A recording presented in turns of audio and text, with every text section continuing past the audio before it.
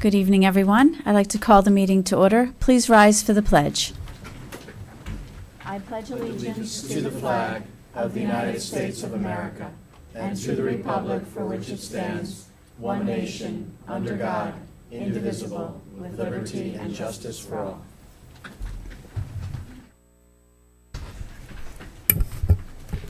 Good evening, everyone, and welcome to our April action meeting. Our first business in order is approval of minutes.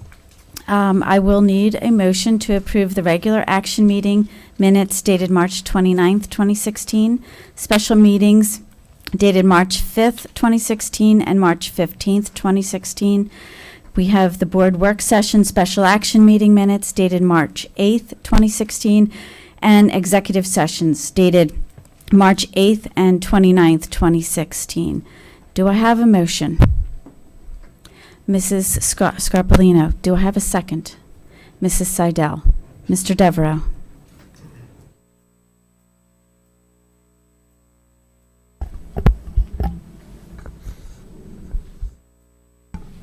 Mrs. Scarpolino. Here.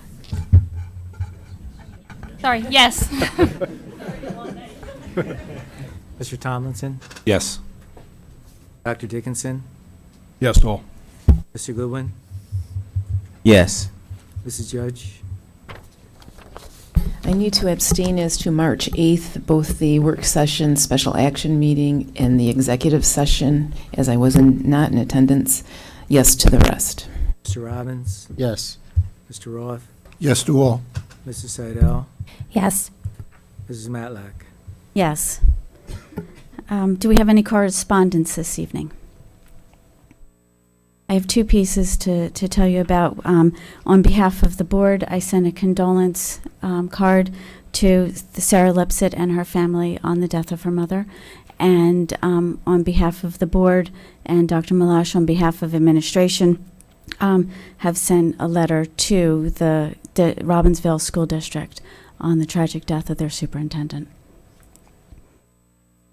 So now we will have the presentation tonight, and tonight is our public hearing of the 2016-27 budget.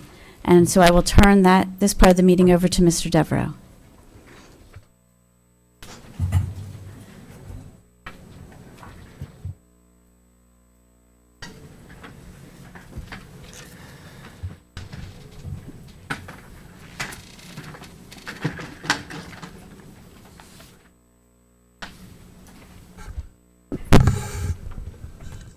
Thank you, Mrs. Matlack. I actually see a couple of people I've been joined at the hip with for the last few months, Teresa Freeman and Deanna Denisar, so I'd like to point them out. And I'm sure they'd be happy to take any blame as well as any adulation that may come with the budget presentation.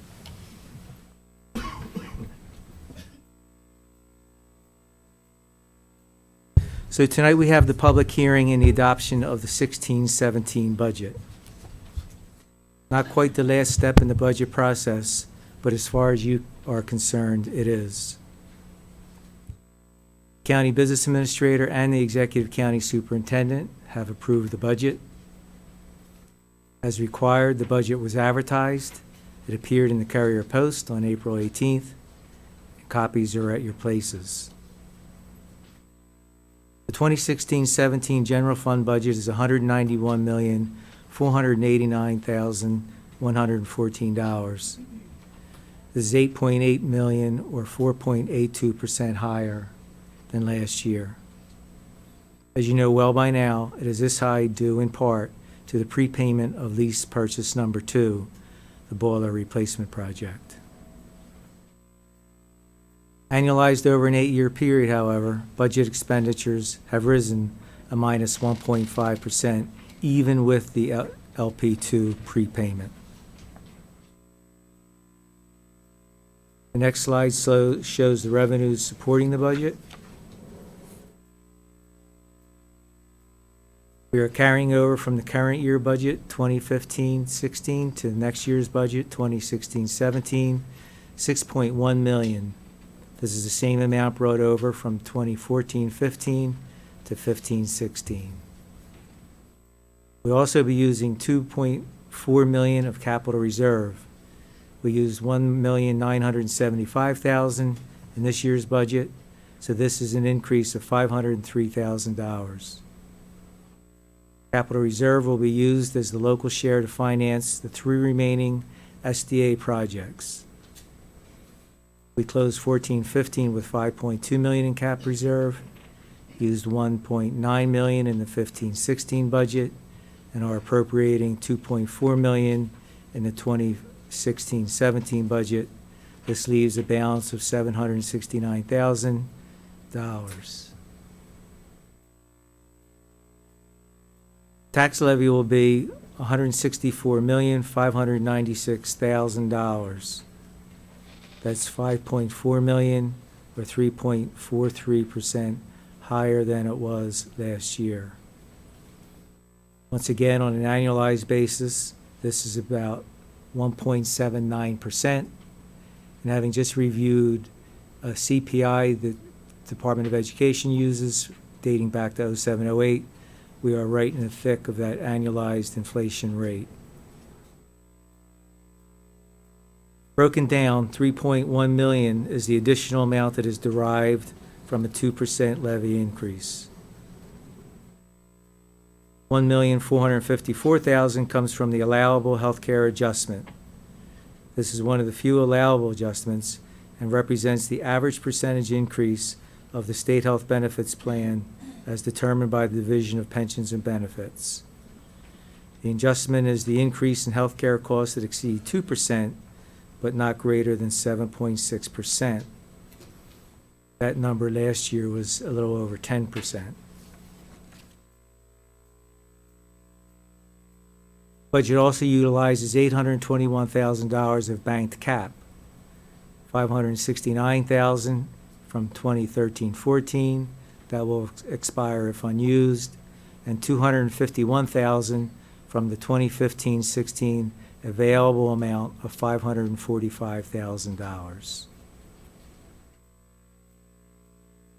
Over the last 4 years, the budget has picked up in incremental employee contributions associated with Chapter 78.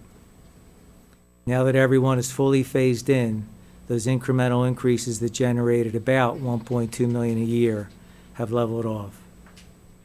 This partially drives the level of the tax increase. We have essentially maxed out the contribution at around $4.6 million. State aid has increased $160,000 to $13.1 million, excluding extraordinary and non-public transportation aid.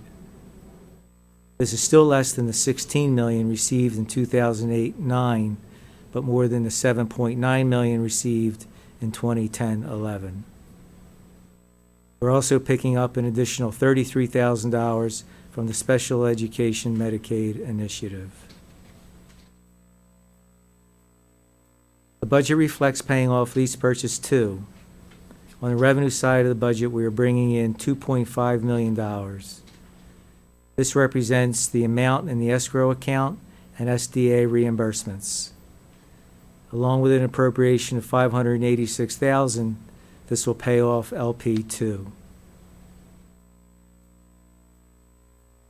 This reduces what is needed in this year's capital outlay budget by about $700,000 and frees up $1,538,000 in the 17-18 capital outlay budget and $644,000 in the following year's capital outlay budget.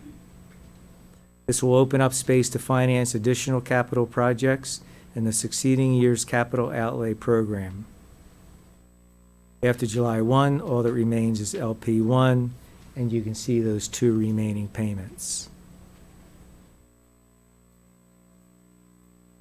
Wrapping up the revenue side of the budget, total general fund revenues, including the transfer from the Capital Projects Fund, are up $8.8 million to $489,489,000. Moving on to the expenditure side of the budget, you can see where the money goes. So under the 16-17 column percent of the budget, for instance, you can see that regular education comprises 28.53% of the budget. I'm just going to point out a few here. Special education, 10.4%. Out-of-district placements, 5%. School administration, 3.82%. Transportation, 6.17%. Benefits, 19.53%. And capital, 3.44%. And with regard to year-over-year increases, you can see that regular instruction increased 2.39%. Basic skills actually had a slight dip. Bilingual ed, a minor increase. Out-of-district placements are up 17%. One-to-one services are up 17%. Benefits are up 7.65. Capital is up 59%, and that's an anomaly due to the payoff of LP2, and the transfer of charter school is also up as well. Now you're looking at an 8-year analysis to give you an idea of where the growth has occurred in the district. So for instance, you can see under regular instruction, annualized growth over that 8-year period was 0.54%. Special ed increased 3.88%. Basic skills a little over 2%. Bilingual ed 9%. Co-curricular activities and athletics actually a slight decrease. Out-of-district placements, an annualized increase of 7.8. One-to-one services has a very large annualized increase over 8 years. Dropping down, benefits about 2.2%, and capital 7.71%. A few notable items: the out-of-district placements does not include an additional $2 million in tuition paid by the individuals with disabilities annual grant that we receive. Total administrative cost per pupil in Cherry Hill is $1,449, about 73% of the regional limit of $1,900 per pupil. In a minute, we'll talk about a few other interesting comparisons. Salaries account for $103,700,000 of the budget. This accounts for 54.15% of the overall budget. The district has 1,663 employees, 11.4 being charged to grants, and it includes one new hire. With 1,663 employees, we definitely are a large organization.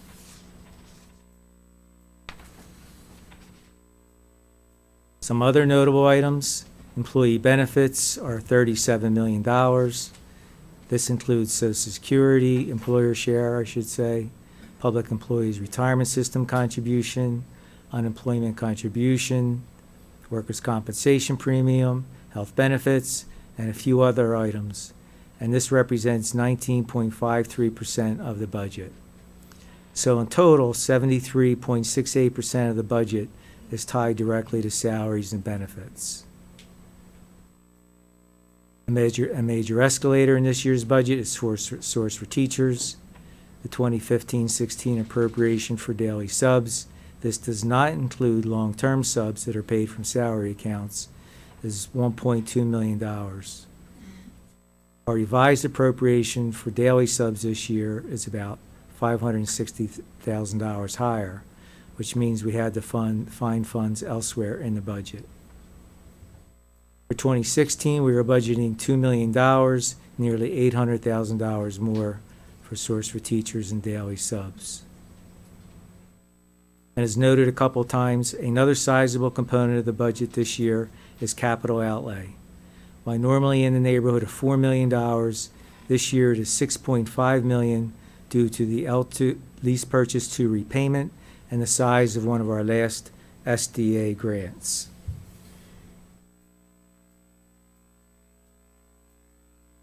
Moving on to the capital outlay budget, you can see how much of LP1, LP2 principal portion is budgeted.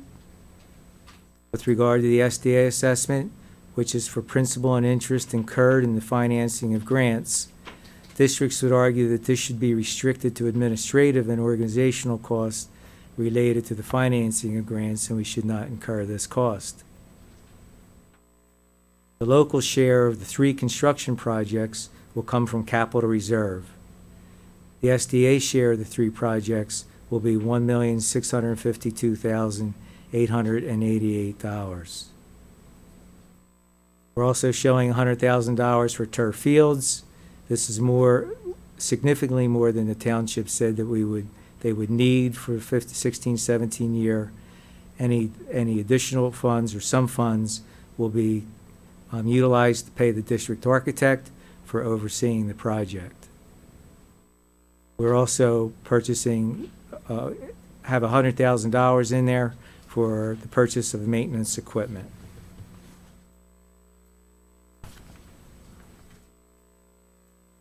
So the budget reflects an increase of 4.9 cents in the tax rate, and that will take the rate to $2.16 per $100 of assessed value, which will increase the school tax by about $108 for a home assessed at $223,500, which is just slightly below the average assessed home of $224,000.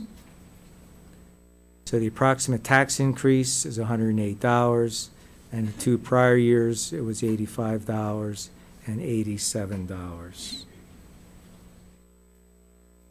The next slide shows net taxable valuation in the township.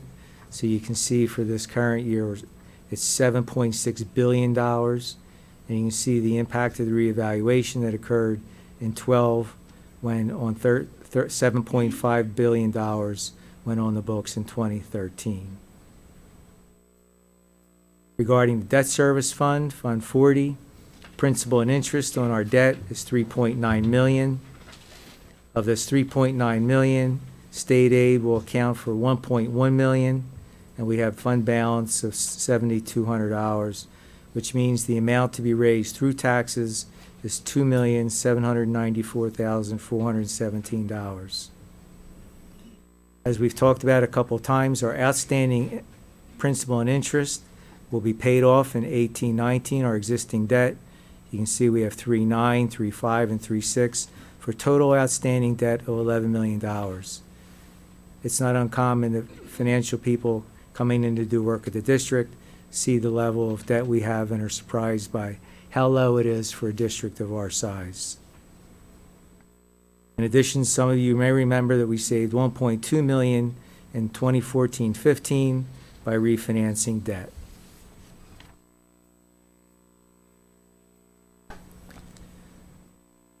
The Taxpayer's Guide to Education Spending recently was released, so we thought we would provide a few highlights. The average per pupil cost in the New Jersey School District in 2014-15 was $19,652.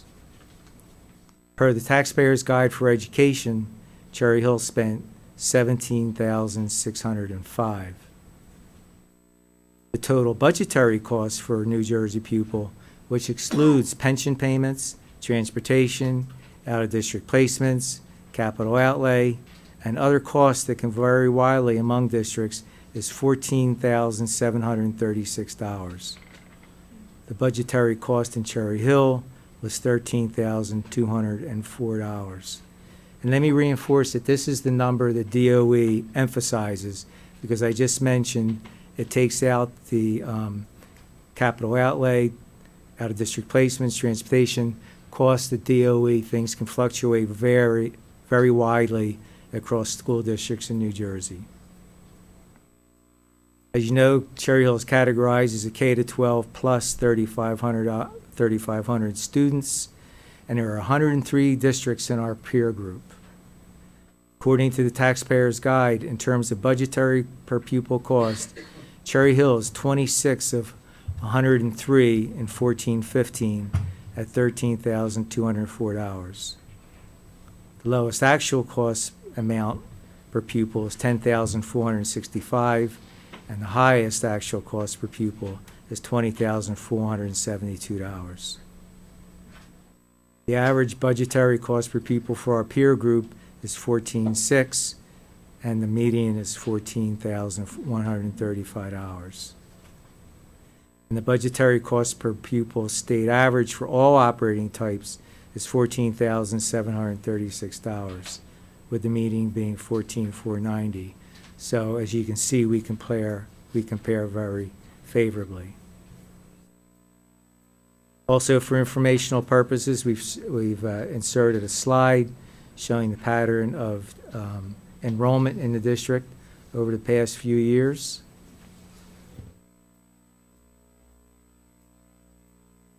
So in summary, the major drivers of the budget are the full phase-in of Chapter 78, source for teachers, out-of-district placements, unemployment trust fund, health benefits, and capital outlay and lease purchase to payoff.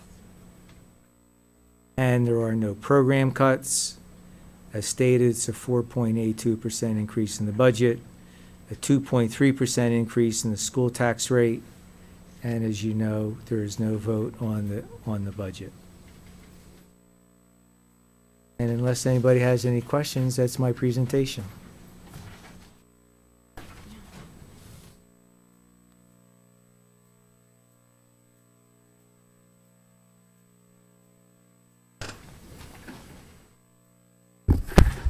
Does anybody have any questions for Mr. Devereaux?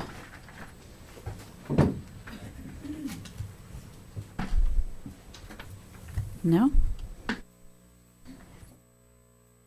Thank you, Mr. Devereaux. We should open the floor for questions. No. Thank you for your work on the budget. Thank your team for the work that they did. And to our new business administrator over there, thank you very much. Next up, we have our board representative reports. And this evening, we're going to start with West. And we have Justin here tonight. Good evening, Dr. Malash, Ms. Matlack, Dr. Dickinson, and board members. There are so many exciting things occurring at West in the month of April and up to the end of the school year. To begin, I would like to start with the theater department. I was able to attend opening and closing night of this year's spring musical, The Little Mermaid. The show was fantastic, and there was a lot of awesome special effects. The entire cast and crew did an outstanding job, as well as the director, Ms. Carolyn Messias. Hopefully, many of you were able to attend this production. In addition, mark your calendars for May 20th. The annual One Act Play Festival will be taking place at 6 p.m. in the new auditorium. This will be under the direction, again, of Mrs. Messias. The Lions Roar staff is currently working on their April-May issue. I can tell you that it is coming along wonderfully, and there are a lot of good articles. Students and staff are excited to see the new turf field project advancing at the stadium. We are all anxious to see the final product when it is complete. It was great seeing Dr. Malash and many of the board members at the groundbreaking ceremony last month. I now would like to give all of you a spring sports update. West Boys Baseball is 6-2 right now and ranked in the top 10 in South Jersey. In addition, the team hosted a memorial tournament for the late Brian Delgazzo, who was a West student and a victim of a hit-and-run accident. The boys volleyball team has been doing very well. They have won 3 games and are continuing to practice to prepare for upcoming games. Girls varsity and junior varsity softball have won 2 games and keep practicing hard to end the season with more wins. Moving forward, Junior Dinner Dance will be taking place on Thursday, May 12th at Oletto's Caterers in Deptford. Students have purchased their tickets and are excited for this event. Senior Prom will be taking place on June 2nd at Lucian's Manor in Berlin. Ticket sales have begun and will end on Friday, April 29th. This will be the first year that West will hold a promenade prior to Senior Prom. This is a tradition among many communities in our area that all look forward to. The goal is to make promenade a standing tradition at West. Seniors have also received papers in the mail for meeting dates about the senior trip and graduation activities. Parents and their student must attend one of the sessions either May 2nd or May 10th at 7. The seniors are also excited for their upcoming trip to Disney World in May. Park testing started last week and is continuing for the next few weeks. Everything has been running smoothly except for the day last week when there was a statewide problem with the Pearson site. Students are also tired of the long period classes used for testing.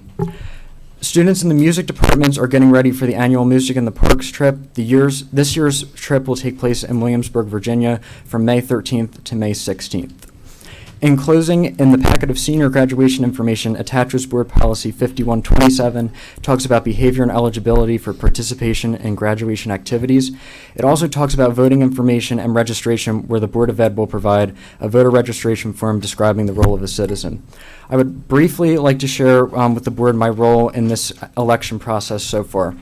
So I've had a busy couple of months. In January, I signed up to be a delegate to the Democratic Convention when it comes to Philadelphia in July for Hillary Clinton. In March, I was contacted and told I was chosen for this position. In the days leading up to spring break, I had to go around to our legislative district to collect signatures of registered Democrats so that I could be on the primary ballot. I am a huge Hillary Clinton supporter, and I've attended many of her rallies for the school newspaper. The two I've attended were in Philadelphia, one featuring former President Bill Clinton. I was credentialed as press and was able to have an awesome view of the stage.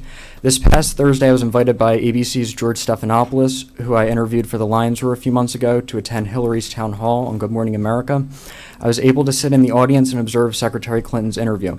At the end, I was able to meet and speak with Secretary Clinton for a brief moment and get my picture with her. She was very nice. All of you should be receiving your primary ballot in the mail in the next few weeks. If you are a Democrat, you will see my name in the list of delegates under Hillary Clinton's name. It is so important for students to be involved in the voting process and to vote for the candidate of their choice. I hope everyone enjoys the warm weather, and I look forward to speaking to all of you soon. Thank you. Thank you, Justin. That's awesome of you to be doing that and to be encouraging your peers to become actively involved in our governmental processes. Congratulations to you and best of luck. Thank you. And next up, we have Drew from East. Thank you, Mrs. Matlack, and a good evening to everyone. It saddens me to say that my term as Board of Education representative is slowly coming to an end. The interviews for the candidates just ended today for next year. Now, it is good news because the candidates are all well prepared and ready to harass and annoy you just as I have this whole year. And the bad news is, which I'm sure you can all agree with, is that I no longer will be a part of this board. However, I'm not leaving quite yet, so please, I know it's hard to hold back your tears, wait until it is official. More importantly, during our interviews today, it occurred to me that a point of discussion brought by the candidates was that the position of Board of Education representative is a two-way road. Both parties must be responsible. The students must bring forth their concerns to the Board of Education, and as a result, the board must not only inform the students on any issues, but be sure to respond and address any concerns in a timely manner. I just wanted to make sure that I bring this up just as the end of the year is coming to a close, that the Board of Education does not forget that it is in fact a two-way road. With issues such as QPS and CPS changing to biology, the elimination of the R-level classes, the change from drafting to sustainability, and many others, I have constantly done my duty to bring forth these issues to the Board of Education. Sadly, however, it is the opinion of the students that they are not receiving a fair amount of response to these issues. A simple, respectful listen from the board, and then a head turned away until the issues die. We as students only request that we work together proactively on issues before they come into action without our knowledge. This is better than the board making decisions without a proper response, because then the students are helpless and are on the reactive side. As an extension of this, and an example, both Tim and I, who's out there in the crowd, worked on proposals for discussions on senior lunch privileges with being able to leave, as well as a proposal for changing to a unit lunch, which many schools around our district do. We feel as if though these issues, along with many others that we've been discussing this year, have died. We'd like to hear some follow-up on the progress of these specifically, and as well as we truly hope that for future issues there is a board that is more proactive and responsive to the issues that we bring up. So just to keep that in mind as the year comes to a close, and that being said, the East community has had many big events this year so far. Currently we have 30 students who are in Nashville, Tennessee for the ICDC DECA National Competition. Earlier this month we had our spring blood drive. We had upwards of 300 donators and 250 productive units, so congratulations to them for another successful blood drive. We also had our red and white week this month, which is a spirit competition that is not just divided between the grades, but is half of the school against the other half of the school by the first letter of your last name. That is Mr. Gamble, Mr. Figueroa, who are trying to bring that to East. It's a huge competition at other schools, and while popularity is not huge right now, they're hoping to increase that in the next few years to make it as big as a Spirit Week competition. So credits to them for doing so.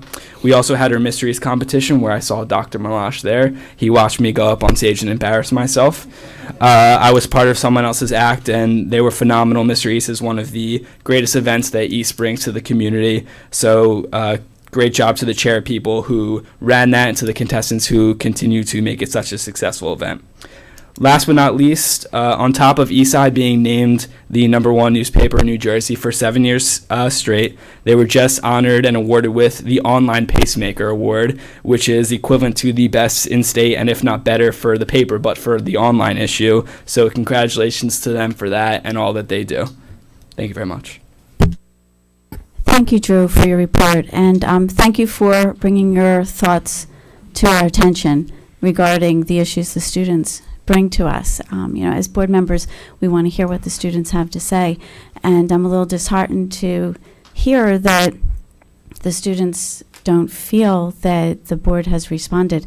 When Tim brought to our attention the lunch options issues, we did respond to him, and as board members, our response is to determine who best in the district can handle those issues.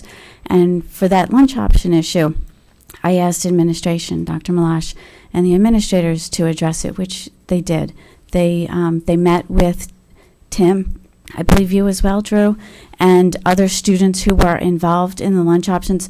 I was not part of that meeting, so I'm not sure which students were involved in that. But as board members, we hear what the students have to say.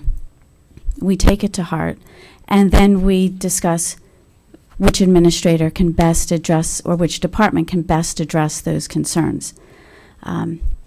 If there is something specific that has not been followed up by administration, please let me know. Okay? Thank you. Okay, next up we have our first public discussion. At this time, you may come to the microphone and address the board on any topic that is on our agenda this evening. When you come to the microphone, please state your name and your address.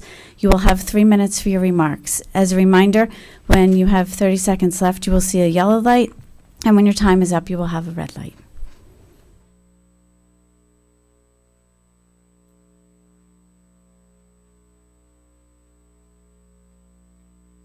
Hello, my name is Larry Abrams. Draven, just turn the microphone on the top. On. Okay, here we go.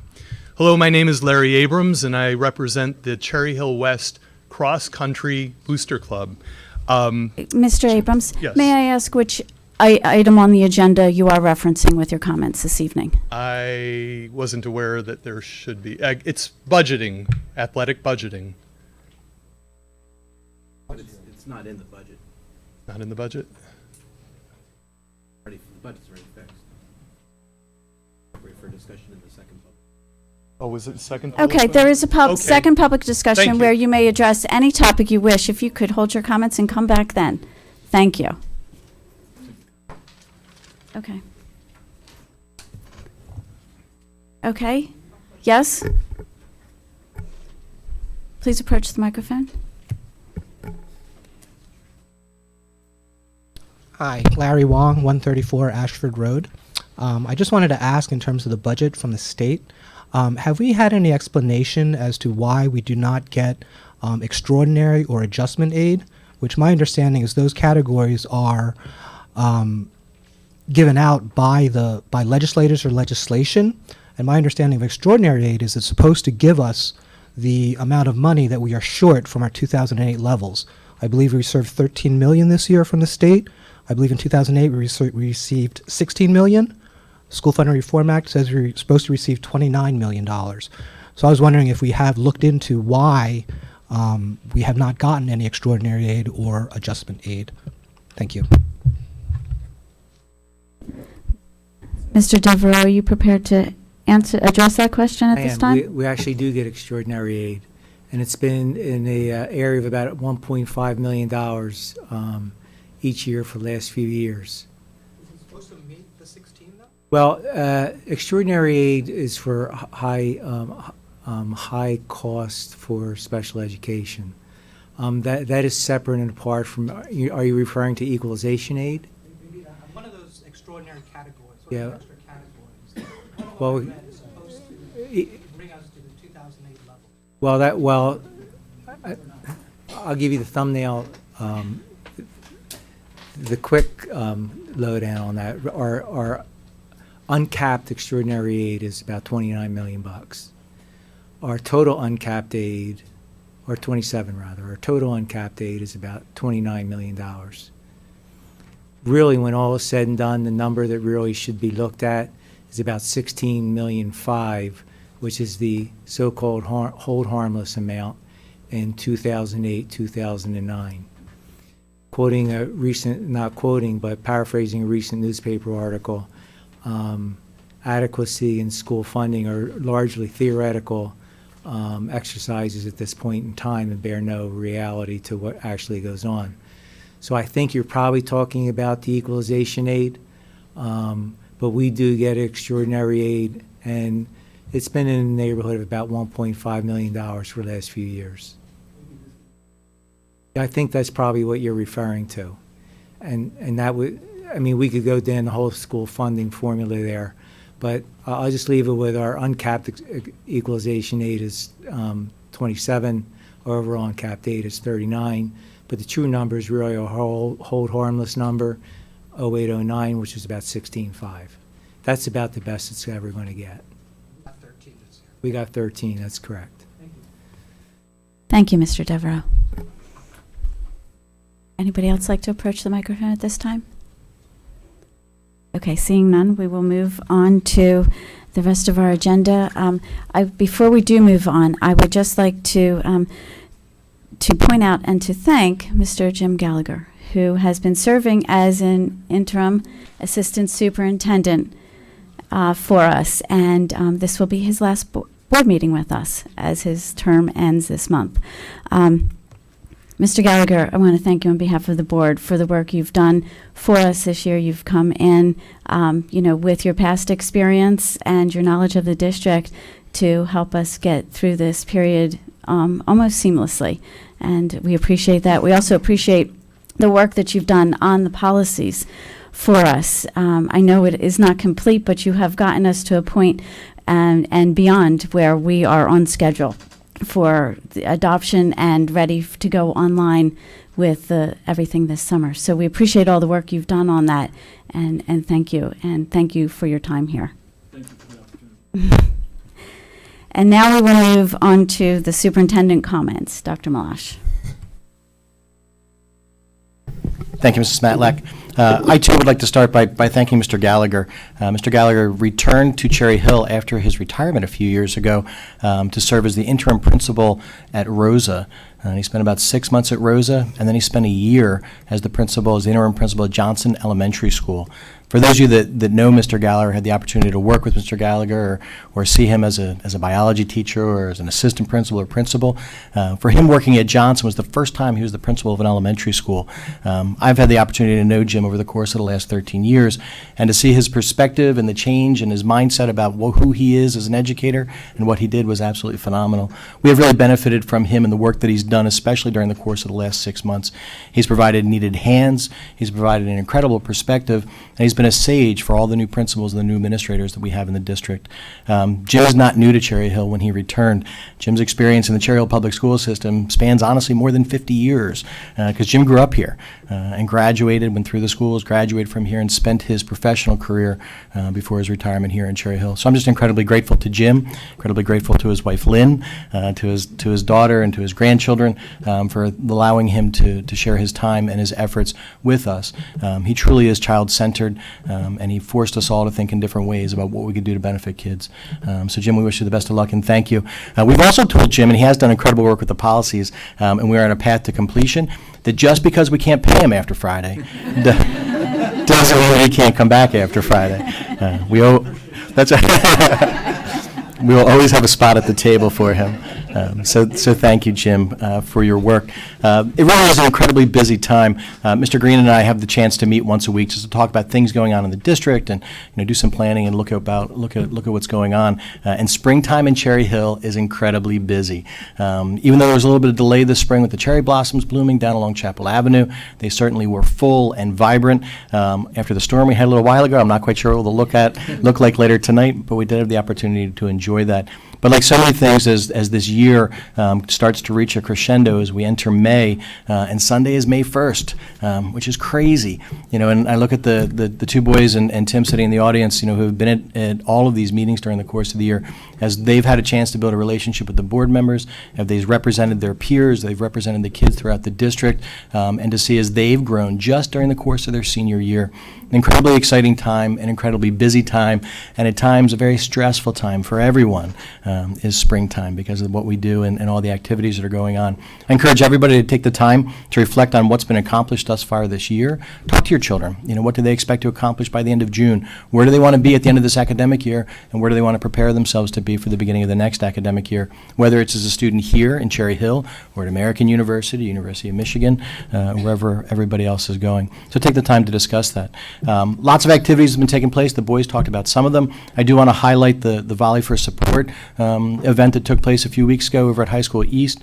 Kim and Steve Redfern, who are teachers in our district, spearhead that effort with an incredibly large and diverse committee of PTA folks, of educational assistants and secretaries, of teachers throughout the district, of administrators, and just community members.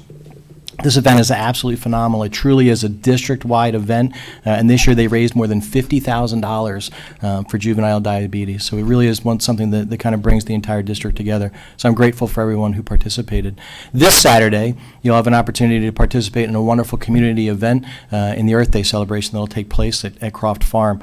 I encourage everyone to go out. They're encouraging everybody to ride bikes up to Croft Farm. There will actually be bike valet parking at Croft Farm on Saturday. So if you ride your bike, you don't have to worry about where to lock it or where to put it. They'll have valet parking for the bikes while you're up there. Please come out. All 19 of our schools will have displays at the festival. There'll be performances. Just a wonderful event and truly a community-based event that's going on. Justin highlighted the work that's going on over at High School West in the stadium. The progress is going rapidly as they're working to put the synthetic turf in, and I know the folks over at East and the contractors are excited to start over at East so that we have new fields and new tracks at both of our high schools, for the opening of the 2016-2017 academic year. Thank you. Now we'll move on to our action agenda. So I will ask Mrs. Seidel to move the C&I agenda, please. Thank you, Mrs. Matlack. You all have a yellow sheet in front of you. Please note that there are corrections to item number 2 and additional information for item number 6 and item number 7. The superintendent recommends, and I move the following. Number 1, resolution approving rider to professional services agreement for the 2015-2016 school year. Number 2, approval of summer high school reading list. Number 3, attendance at conferences and workshops for the 2015-2016 school year. Number 4, approval of Mount Misery mileage. Number 5, approval of out-of-district student placements for 2015-2016 school year. Number 6, approval of amendment to No Child Left Behind 16 Title III. Number 7, approval of amendment to Perkins 2016. Number 8, approval of services contract with New Jersey Commission for the Blind and Visually Impaired 2015-2016.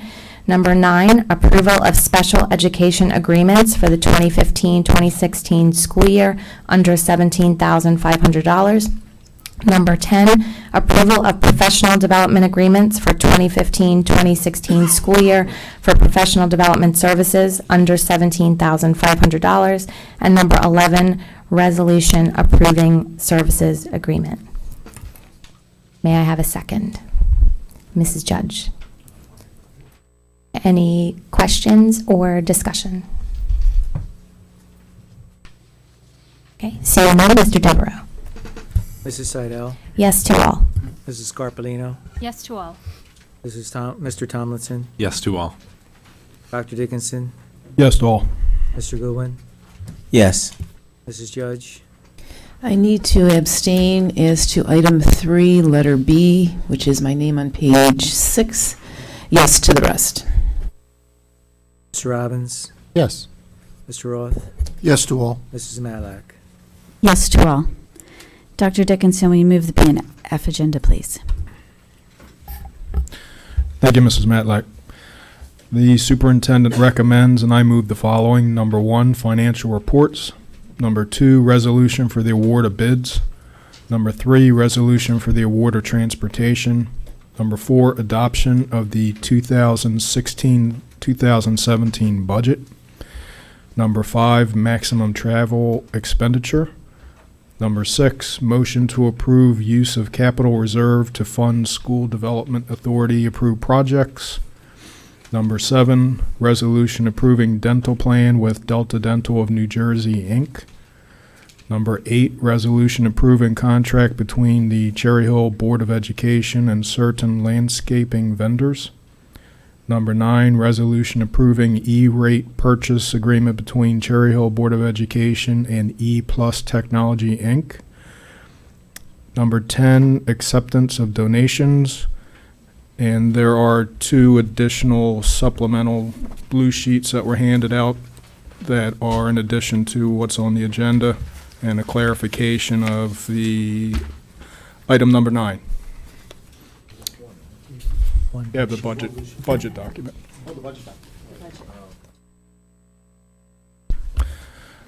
Do I have a second? Mrs. Judge, any questions? Mr. Robbins?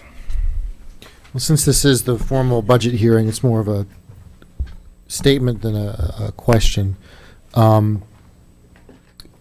Just as we talked about in the budget process before, it's important to note that we are using banked cap for the first time that I've been on the board, and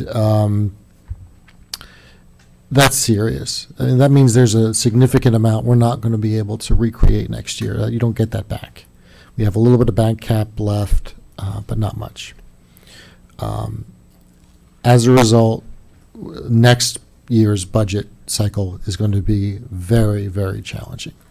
And I think everyone needs to remember that, and it would be my suggestion that we begin that process actually now and look at what we've got, what we can expect to have, assuming state aid stays flat like it has been, and where we would start, because I'm sure you all remember what it was like the last time we went through significant budget cuts. It was not pretty.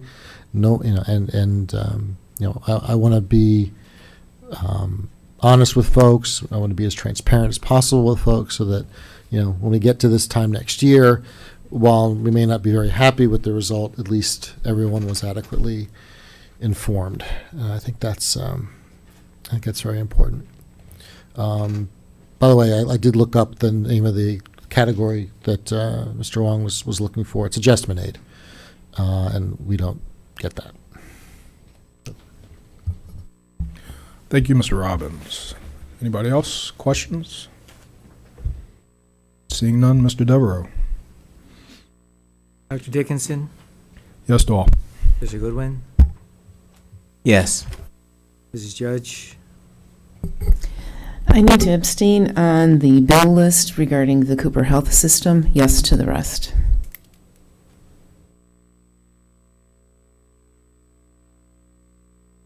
Mr. Robbins? Abstaining with respect to New Jersey American on the bill list. Yes to remainder. Mr. Roth? Yes to all. Mrs. Seidel? Abstaining with respect to CDW on the bill list. Yes to the rest. Mrs. Scarpellino? Yes to all. Mr. Tomlinson? Abstaining from Bancroft Neurohealth on the bill list. Yes to the remainder.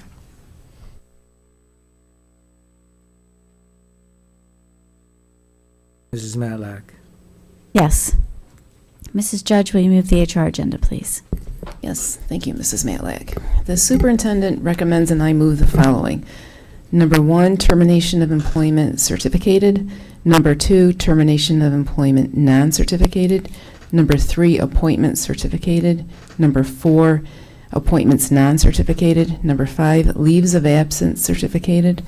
Number 6, leaves of absence non-certificated. Number 7, assignment salary change certificated. Number 8, other compensation certificated. Number 9, approval of revised job description. Number 10, ratification of campus police agreement. Number 11, approval of CHEA sidebar agreement. Do I have a second? Mrs. Seidel. Any questions?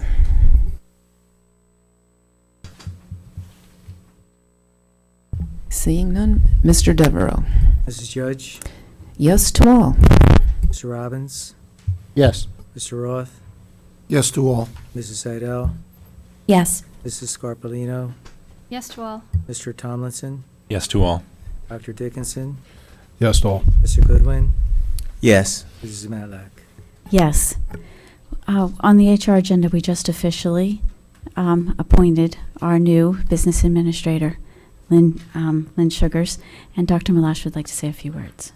Thank you, Mrs. Matlack. It's my pleasure to introduce to the board again Mrs. Lynn Sugars, who will be our new business administrator beginning July 1st upon Mr. Devereaux's retirement. So Lynn is with us this evening. She is currently the business administrator in the Morristown Public School District.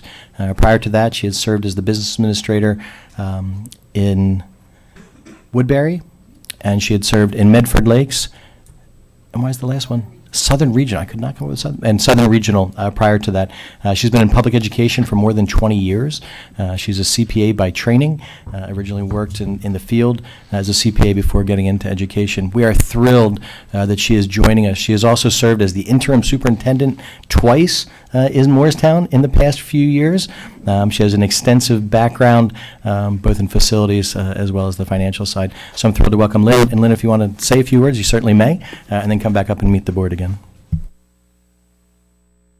Thank you. I'm very happy to be here tonight and to finally be official. I feel like I've been kind of in a holding pattern. But I have to say that everyone that I have spoken to and said, hey, I've taken a new position, I'm going to Cherry Hill, they've had nothing but wonderful things to say about the Cherry Hill School District. From a community that supports schools and education to hardworking administrators and dedicated staff. So I'm very excited to be here and looking very much forward to working with all of you. Well, welcome, and we look forward to working with you as well. Yeah, please come on.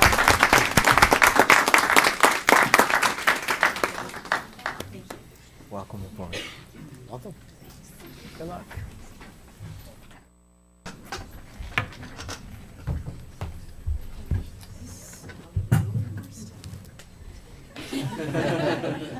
She has told by now, right?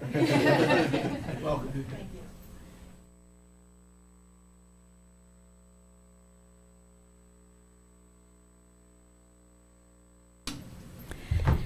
Mr. Goodwin, will you please waive the P&L agenda?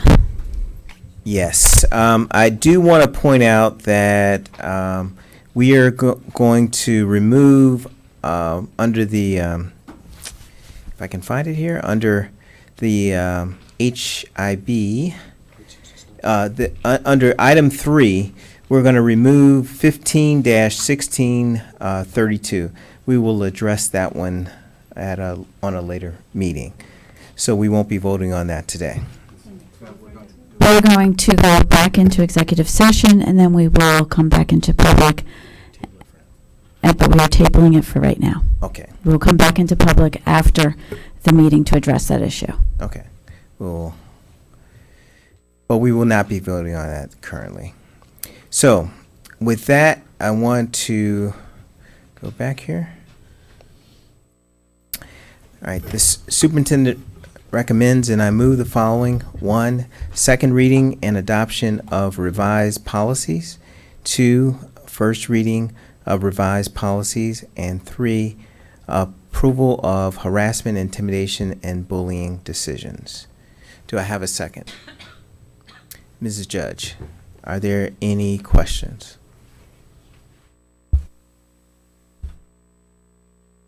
If not, Mr. Devereaux. Mr. Goodwin, Yes. Mrs. Judge, Yes to all. Mr. Robbins. Yes.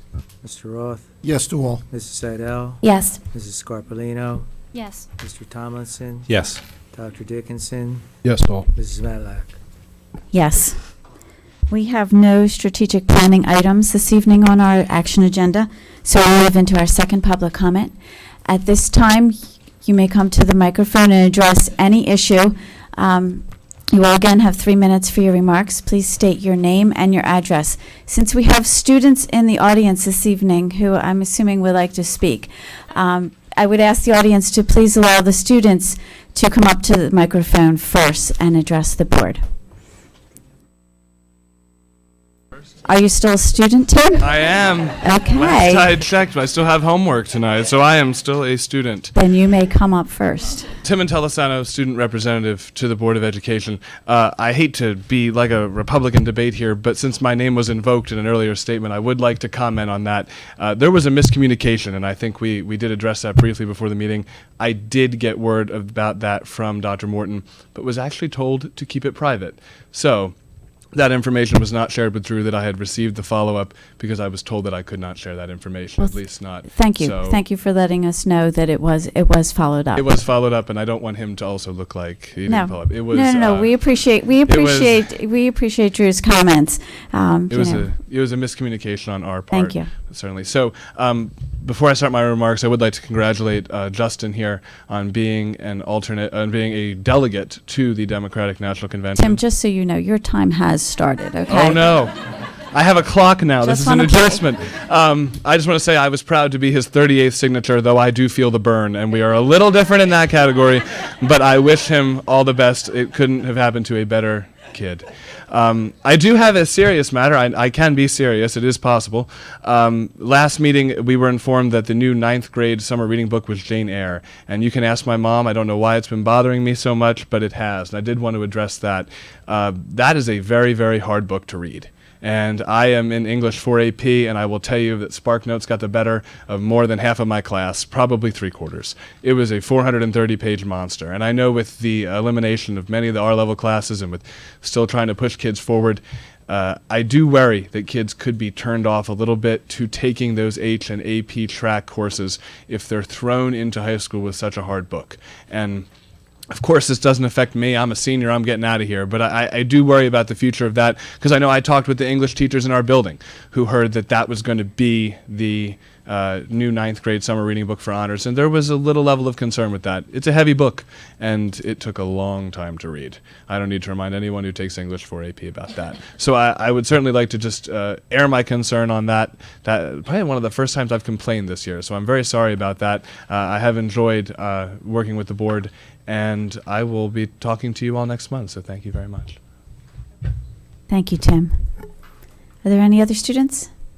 Thank you. Hi, Caitlin Boyle, 11 Locust Grove Road. Hello, Dr. Malash, Mrs. Matlack, and all members of the Board of Education. As I'm sure you all have heard, AP testing begins next week, which has made life at East a bit more stressful lately. I myself will be taking 4 exams. Nevertheless, a group of passionate students has taken a break from precious hours of studying to advocate for an important cause tonight. I'd first like to address a bit of a misunderstanding in terminology before proceeding. The word labs has 2 different meanings in the Cherry Hill District. On the one hand, it refers to the hands-on laboratory experiments performed by the students as a way to further the knowledge learned in the instructional class periods. Labs is also used to describe the lab period, or the 27 additional minutes given to science classes. Currently, what is being threatened is the removal of the lab period, with the assumption that laboratory experience will continue as planned. But once more I ask, how are science teachers expected to cover all of the material and perform complete labs if time is already being cut from a rushed schedule? Either material will have to be removed from subjects that have already experienced a decline in units from previous years, or students will have to modify labs in order to fit a shorter time period. In 27 minutes, students can allow a reaction to come to a completion in order to measure precipitate. In 27 minutes, students can count dozens of fruit flies to obtain accurate genetic details. And in 27 minutes, students can master a new concept to later try in the lab. Many students already struggle significantly to keep up with the pace of our rapid honors level and AP science classes. By cutting another chunk of time, all students will be at a loss. In an attempt to get to know some of the board members a bit better, I read the member bios posted online. Almost all of the members currently have or have had students in the Cherry Hill District. Some of you even wrote that you have students at East. With these concerns being brought up by numerous members of our student body, are you not concerned about the negative repercussions that we have brought up? These changes will have a direct impact on all students in the district. Many of the parents whom I've spoken to have expressed disbelief at many of the changes, specifically after I presented the negative effects. I would also like to pose a question to Mr. Tomlinson. Mr. Tomlinson, in your bio, you expressed your interest in the STEM-focused education through hands-on projects and problem-solving programs. This is essentially what the labs at East are attempting to achieve. Thus, what is your plan, along with the board's plan, for ensuring that these necessary labs are completed without jeopardizing either the instructional or the laboratory time in the science classrooms, while at the same time removing 27 minutes from our 6-day cycle? East has approximately 1,000 students enrolled for Bio 1 next school year. So sadly, I realize that although our concerns on this issue have been heard, nothing has been changed. Perhaps after a year of experimentation with this system, we will be able to see whether or not it works in our district. However, there is still an entire year to continue the discussion about the lab periods and hopefully come to a more beneficial solution for all. Thank you. Thank you, Caitlin.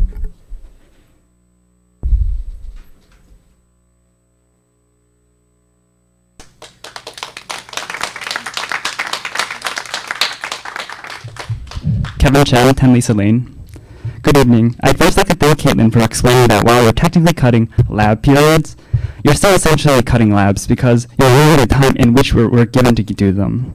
As we made clear last meeting, various schedule changes have already cut the time in science classes from 316 minutes per 6-day schedule to 284 minutes, an outlier of 37 minutes per schedule.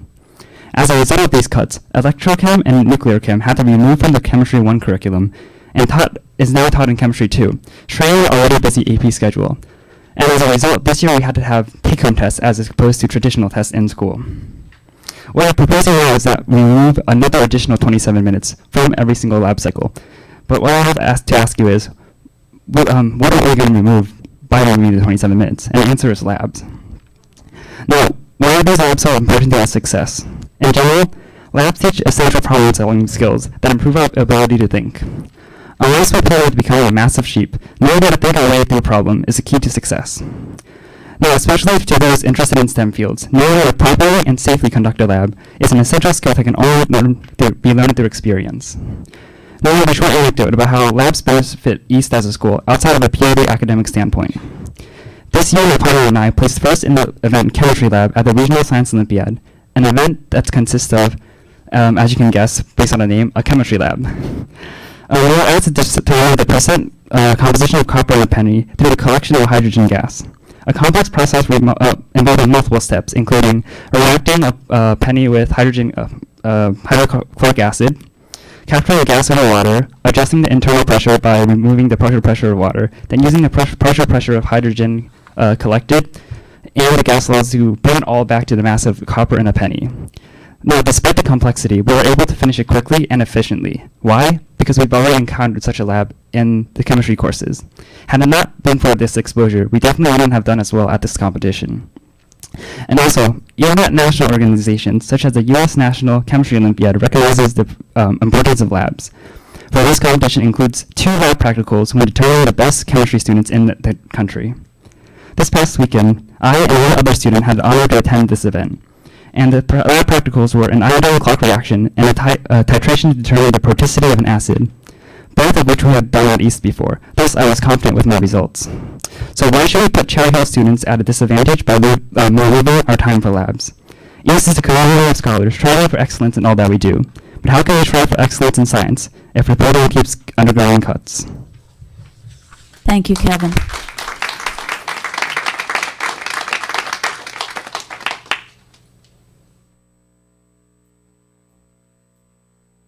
Luke Shin, 1109 Hartwood Drive.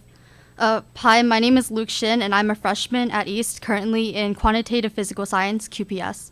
Today, I would like to speak to you about the changes being made to our science curriculum. Through QPS, I've not only learned the beginning chapters and units of chemistry and physics, but I was also taught the basics of science, such as learning how to write a proper lab report. Both QPS and CPS teach us the first 5 chapters of chemistry and the first 3 to 4 chapters of physics. Ideally, in the following years, chemistry and physics will pick up right where we have left off with very little review. Taking QPS has ensured me that I want the sciences as a large part of my future at East. Next year, I will be taking 3 sciences: chemistry, biology, and physics. I am fully aware of how intense these courses can be. However, due to my introduction to the sciences in QPS and my reinforcement on the basics, I know that I'm prepared to take these courses without the fear of rushing to finish every chapter while still preparing for the AP exams in my junior year. Continually, as one of the many freshmen that are taking all honors classes, I know that I would have done extremely poorly and probably dropped out of biology. One of the first units in biology is the biochem unit. For the upcoming freshmen with close to little or no knowledge of chemistry, already that is something that would be a struggle, and already is that something that biology teachers will have to add to their curriculum. Additionally to this, I will admit that going into freshman year, I had very little knowledge of basic science requirements, such as writing a proper lab report. However, with QPS, I had the opportunity to thoroughly learn to do so, rather than the rushed one-day lesson that will surely be expected to be taught to the upcoming freshmen being forced to take biology. Furthermore, as a freshman, I have not been around to experience the multiple changes with lab scheduling that have been made throughout the year. However, I know that I am one of the many students who better comprehend a lesson after being able to myself use that lesson in real-life application. In QPS, there is no time outside of a lab-out period to do labs. 27 extra minutes opens up so much more time. I can only imagine how helpful those 27 minutes are to students and teachers in chemistry, biology, physics, and so on. And continuing on this path to remove out lab-out days, they will no longer exist by the time I'm a junior. Just me personally, I will be taking 3 AP Science courses by that time, and I am nearly positive that I will never do another lab again with the amount of material in the curriculums following these classes, as well as preparing for the AP test in time. I will reiterate what I said earlier, in that many students cannot fully comprehend material until they themselves have applied it, but how can that be possible without the time? Why is it that students are the last to know about the changes that directly affect them? Why is it that students were not given a say or even taken into consideration as these changes were decided? And continuing on this path to remove QPS, CPS, and lab-out days, you're changing an already efficient curriculum and program. Thank you. Thank you, Luke.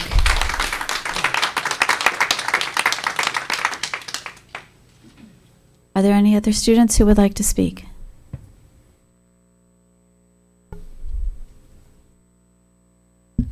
Hi, my name is Julia Langmuir, 116 Thornhill Road. I'm a freshman at Cherry Hill East, and I'm speaking on behalf of the science curriculum changes. I'm currently taking QPS, and while I may not have experienced much of East's science program for myself, I can already see how the changes being implemented can have a negative effect on our phenomenal science program. CPS and QPS are transition courses for freshmen, designed to prepare them for chemistry at the high school level.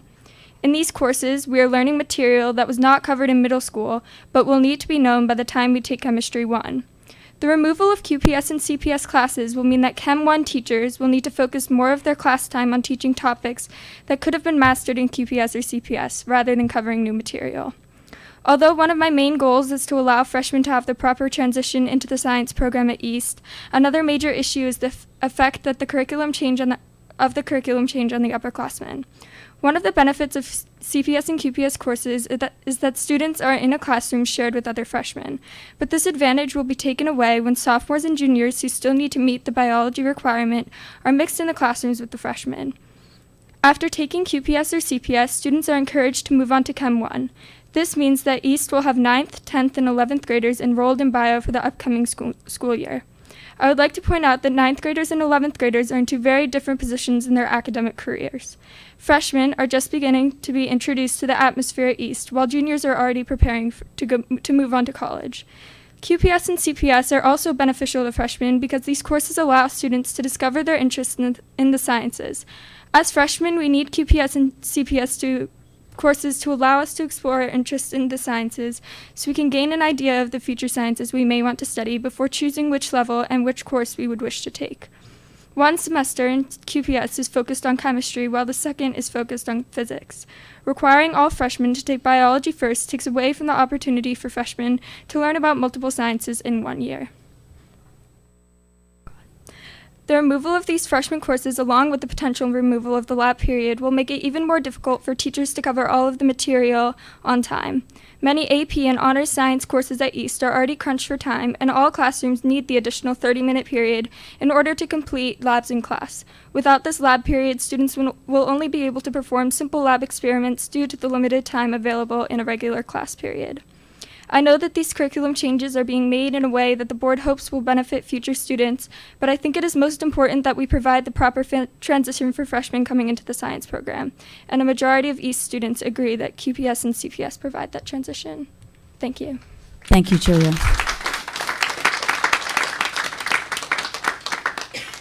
Are there any other students who would like to approach the microphone?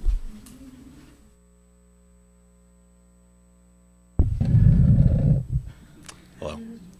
Jake Walsh, 519 Rhode Island Avenue. So, hello. As you may have surmised, I'm here to discuss the proposed changes to the science curriculum at the high schools.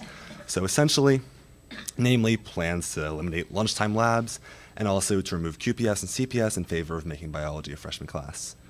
As the vice president of East Science Olympiad team, and as an officer of both its chemistry clubs and its physics club, as someone who's had the opportunity to take the unrelated U.S. National Chemistry Olympiad exam, and also to attend the NJ Governor's School of Engineering and Technology, and as one of countless students at East and in Cherry Hill at large who value science and science education, I implore you to reconsider these changes.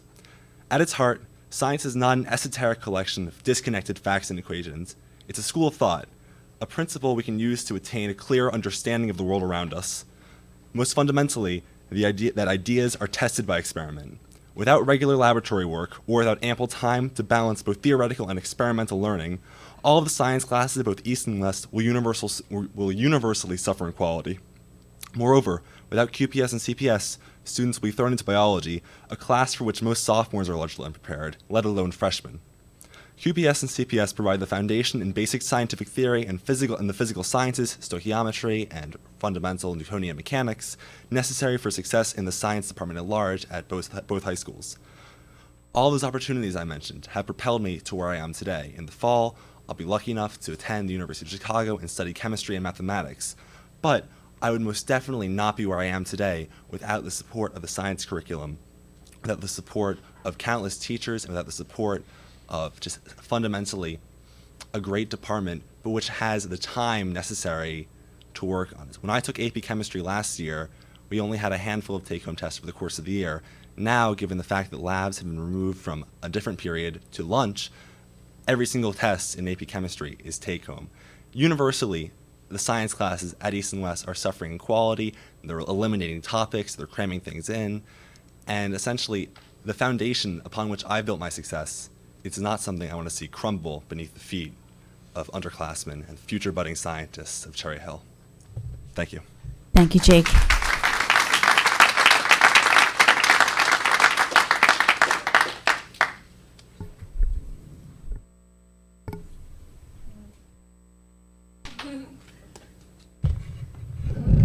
Hi, my name is Grace Shen, 8 Charles Lane. Good evening, Dr. Malosh, Mrs. Matlack, and the rest of the board as a whole. My name is Grace Shen, and I am currently a senior at Cherry Hill High School East. Allow me to further introduce myself. I am Vice President of the Class of 2016, leader of Bridge, a community service tutoring organization, president of our Chinese Student Association, and active member of the East Science Olympiad team. Having placed 5th place at the state level in the anatomy and physiology event at the state level competition was my partner, Caitlin Boyle. In the past summer, I was one of 85 students selected from around the state out of about 500 applicants to attend the New Jersey's Governor's School in the Sciences, where I received the chance to conduct neuroscience and psychology research, studying the effect of pheromones on the fear response in the basolateral amygdala in the brain. In this upcoming August, I'll likely be attending Duke University where I hope to further my neuroscience education and possibly follow a pre-med track. Now, the purpose of this egocentric introduction was not to seem pretentious, although I apologize, I'm sure I appeared that way, but to indicate that I'm most likely example of a student that the Cherry Hill School District would like to call a successful product of our town's education system. In the past few years, many of my academic, especially science achievements, can definitely be attributed to influential, passionate teachers, but fortunately not to the school system.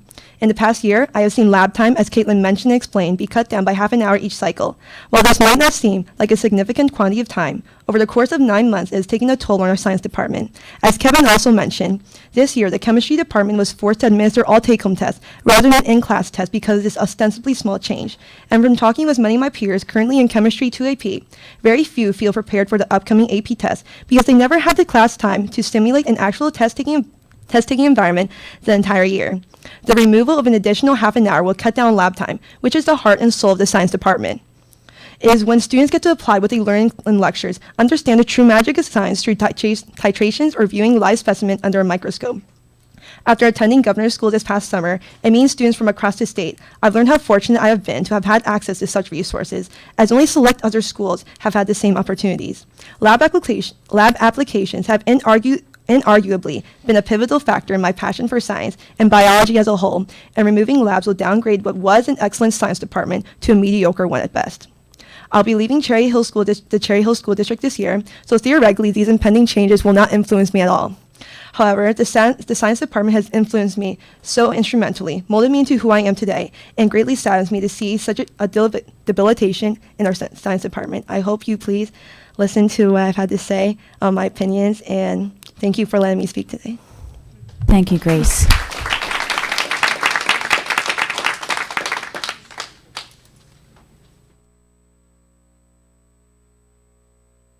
My name is Madeline Cates, 505 Gatewood Road. Dear Dr. Malorsh, Mrs. Matlack, and all the members of the Board of Education, my name is Madeline Cates, and I am currently a senior at Cherry Hill East High School. Please allow me to inform you further on who I am as a student. I am currently a dedicated member of the Science Olympiad team, beginning in my freshman year, and an officer of the chemistry and biology clubs. This past summer, I split my time between writing a review paper on the current state of Alzheimer's research with a professor at Penn's Medical School and being one of 85 scholars, along with Grace Shen, chosen to participate in the Governor's School of the Sciences program, where I also joined Grace Shen in a neuroscience study using rats and an array of lab techniques to study the neuroscience basis of fear. The summer before that, I spent all of my time working in a developmental and language psychology lab located at Massachusetts Institute of Technology, where I will be attending this fall with the intent of studying brain and cognitive sciences. Aside from my vast extracurricular science involvement, in my time at East, I have taken a total of 6 advanced science courses and 3 AP science courses, which were all in 3 different sciences. If there's any other way for me to convey my enthusiasm for science and STEM education, please let me know. Unfortunately, I have several major concerns with the changes proposed to the science curriculums at East. First of all, the removal of the additional lab periods will only give less time to the already rushed schedules seen in the high-paced honors and AP sciences. Nearly all of the AP sciences classes have become a race against time over the past few years, as the new schedule has dramatically reduced the amount of time available for teaching. I remember in one of my classes last year, we had only days before the AP test when we finished our entire curriculum. If we have even more time, what will be cut from the curriculum? The most likely answer, as Kevin mentioned before, will be the enriching lessons in the labs, which help students to actually comprehend the information rather than simply memorize things from a textbook. My other major concern is with the elimination of the QPS and the CPS courses. Though many districts do not have this program, it actually gives a huge advantage to the students at East. The course provides a very solid base for chemistry and physics, which is employed in every other science course, even biology, which may not be available in the middle school education students are receiving. In addition to the actual curriculum and the courses, these classes allow for some of the first lab exposure for a lot of students, which gives them time to develop and understand proper lab techniques and proper data analysis, which is something that we need in every course, and without it, the biology course may be suffering, as students won't exactly know what to do in the lab, having never been in there before. Thank you for listening, and I hope you take into consideration the things I have shared with you tonight. Thank you, Madeline.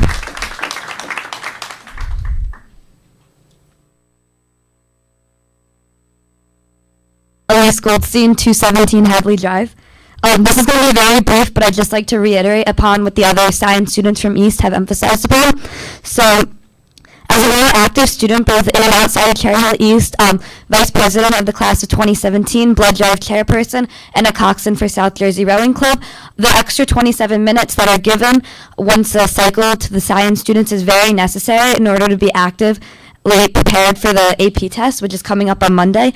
And without these 27 minutes, it allows all the students to be able to get the necessary preparation for the test, including the hands-on labs that we've been provided with all year. And it allows the students to go over all the things that are going to be seen on the test on Monday. So being an active student, it allows me to be able to prepare and be able to feel ready for what's going to be on the test, which would be awful to be cut for the students. Thank you. Thank you, Elise.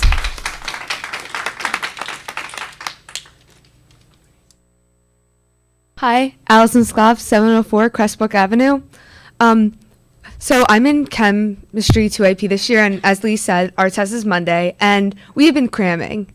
And during our lab periods, we do all labs, but we also have been able to actually cut some of our labs and try to actually get more material in. And it's been really hard. And I just want to say that by cutting more lab periods, we're not even going to be able to get all the material in, let alone the labs that we need to actually do lab work and be able to apply everything that we learned.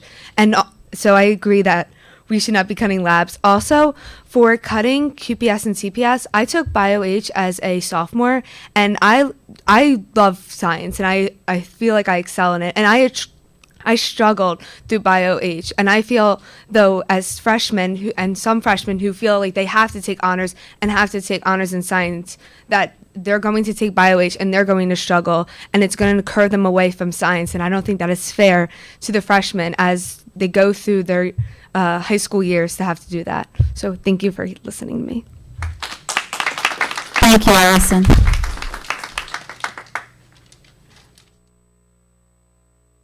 Eric in One Walden Way.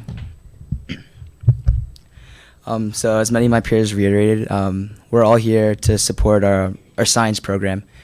As a member of the Science Olympiad team at Cherry Hill East and as an officer, when we receive our missions for our teammates every year, we really go through this process in depth, and we see who are standouts within the science community within their class. And we actually have 2 teams going regional. We can be regionally and state. And we see that most of the standout students who are stellar in science come from this QPS program. We get both applicants from CPS and QPS, but the matter of fact is QPS is a very enriching course, which allows freshmen to compete in college level material with against other high schools, competing against seniors. We carry 2 teams. I guess you can call one an A team and a B team. We try to fill as many freshmen as we can into our B team, so they get the most enrichment out of this team experience. We are very highly notable for our regional performance, and every year we try to make it further and further into the state competition.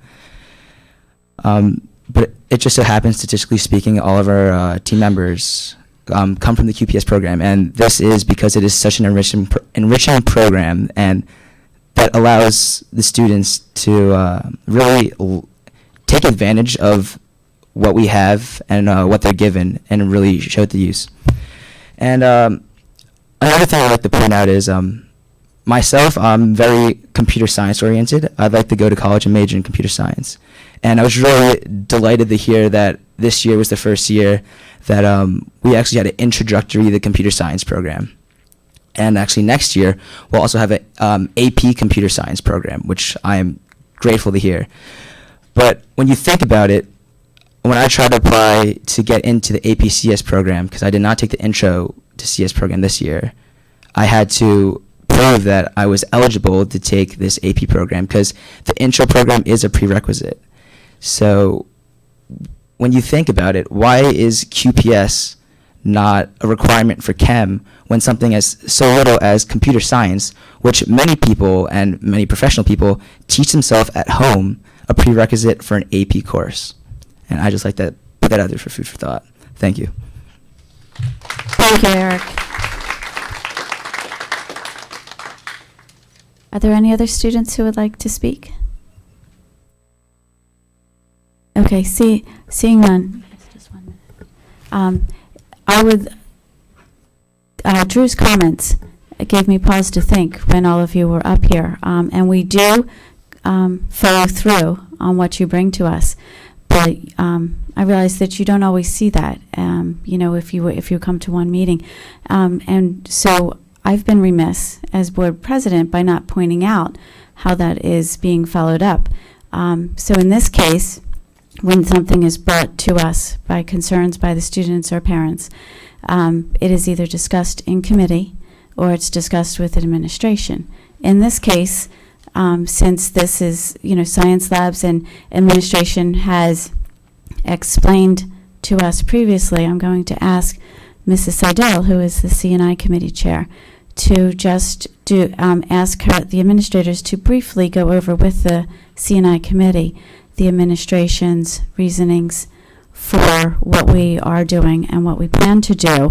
And if the committee has any questions, they can bring it forth at that point. And that way, your concerns will be brought forward through the committee. And so, Drew, thank you for giving us pause to address this, not only in what we do, but in how we explain the process to our students and to our parents and community members. So I believe Dr. Malash would like to say something as well. Thank you, Mrs. Matlack. I just want to thank the students for coming out and taking the time.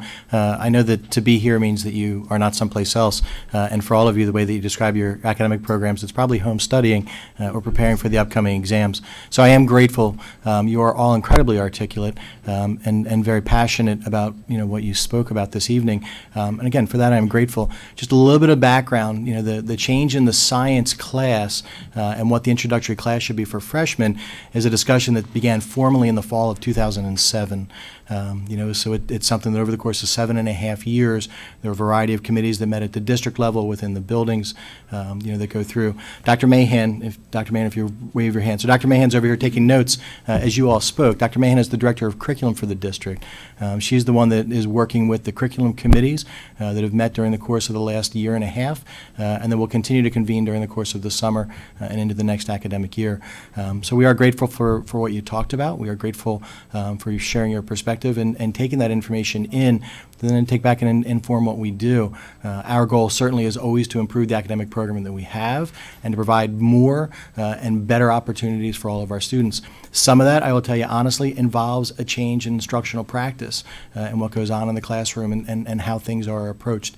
And we will continue to do that. So I'm very grateful. Thank you for taking the time this evening. As Mrs. Matlack talked about, Mrs. Seidel will bring it up through the C&I committee. C&I meets first Monday of the month. The next C&I meeting is Monday evening.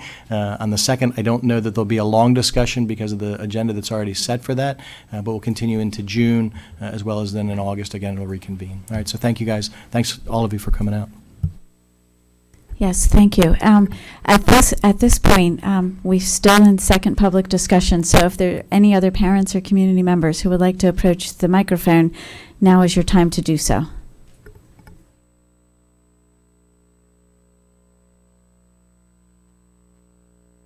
My name is Colette DeRocher. I'm at 116 Thornhill Road. And listening to these students speak and the passion that they have, they represent the top of what we have at Cherry Hill High School East. What we have to remember, too, is that there are students in the middle and there are students in the bottom. And if these students, who are elite students, are feeling like they won't have the time to fully master a hands-on STEM concept if lab time is taken away, then what about those middle students who might gain inspiration in that classroom and think that they could strive higher? Or those students at the bottom who nothing's reached them yet, but a hands-on experience could reach them and inspire them to move up as well. When we jump all the children into a category and put 1,000 students in biology in 1 year, is that really a true number that I heard? How do we do that well? How do we address everyone's needs if everyone is feeling so pressed for time that every minute that's taken away gets this much representation on a Tuesday night in the middle of a severe thunderstorm warning? We have to pay attention to that. You don't need my bio, but I am a physician. I didn't go to East. I have 4 children. Each one of them is unique. They are not all there. They are everywhere, and each one of them matters. What you do here matters. Being responsive to them matters so much. No one should come here and feel like they were given the nod and they were sent on their way. Thank you. Thank you.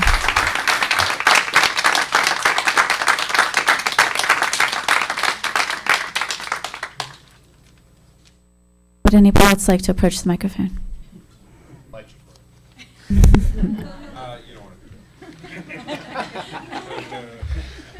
Good evening. My name is Brendan McGovern. I have a son. I live at 1206 Winston Way. I have a son in 6th grade at Rosa Middle School, and I'm here to speak on behalf of my son and his friends on the track team at Rosa. So, like all the other young people, I'm going to read from my phone because if I talk, I won't say what I need to say because I get distracted. So, I don't know whether you're aware or not, but the 6th and 7th grade students who are participating in track at Rosa are only able to attend 50% of the track meets because of an issue with busing. So the 8th graders go to all the meets, the 7th graders go to some of the meets, and then the 6th graders go on the alternating meets, which I have difficulty with. I don't have any option as to whether or not I get to pay the $70 activity fee that the district assesses for every student participating in activities. I don't get any option as to whether I want to pay a percentage of that fee. I pay 100%. I expect my child to be able to participate 100%, and his friends. So that is something I would like you to address as a board. I am also dissatisfied with the fact that my son and some of his friends are being dismissed from school as early as 1:45 p.m. on regular school days to take buses early to off-site locations. A couple of weeks ago, they were bused over to East. They left Rosa at 1:45, and they sat there waiting for the other teams to arrive, the officials to arrive before the start of a track meet, which lasted until about 6 p.m., doing nothing. I find this very difficult in a district that deemed it necessary to add 30 minutes of instructional time to our school day, that our students are sitting off-site, not being instructed, being pulled from instruction that we have deemed that is critical for them to receive. That is something I would also like addressed by the board. Additionally, I received a letter home from the school principal at Rosa stating that if my wife or I wish to drive our child to away meets for which busing is not available, we may do so.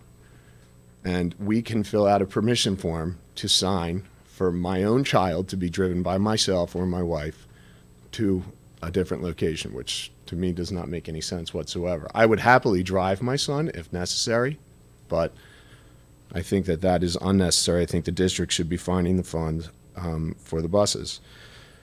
A